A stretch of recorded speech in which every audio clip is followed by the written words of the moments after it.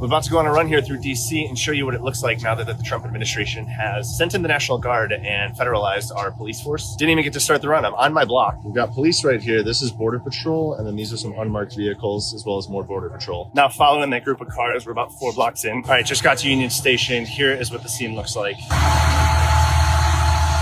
Kind of a weird scene here, but we've got 3 of these military trucks sitting behind me. Now I'm headed in the direction of the Capitol. There's a bunch of whistles blowing, as well as a bunch of sirens coming up the street, it sounds like. I'm not sure what building this is, but it turns out it's megaphones and pots and pans, and they're trying to disturb whatever building this is.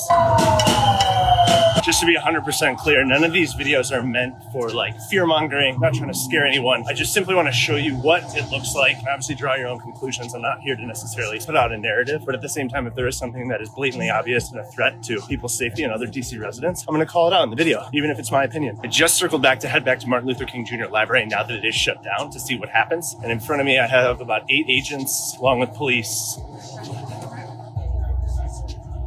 We got Border Patrol, Secret Service, Homeland Security Investigations, and one that just says federal agent. Get the fuck out of here! Your father never loved you! There's a group of Border Patrol and MPD behind me. They just stopped 2 men for smoking weed, which to my knowledge is legal in DC. Someone please correct me if I'm wrong. Just in the few blocks that I walked alongside those federal agents, the number of scared reactions that I saw from people of color that were walking just down the street minding their business was insane. Just to give you an example, a black mother and her son was walking down the street. The second they turned the corner and saw the agents walking towards them, she immediately grabbed her son's hand and told him, when you see these people out here walking around, you're going to hold my hand because I want them to know that you're mine and you're not out here causing trouble because we don't want any trouble with them. It was truly just so disheartening to see. I'm popping by the White House right now just to see if there's any protests going on. Not much going on, just seemed like tourists. I'm at the George Washington University campus now. There was heavy presence here tonight. Not so much anymore. There's a couple individuals hanging out by some of the tents that are normally here, so I'm gonna go see what's being said there.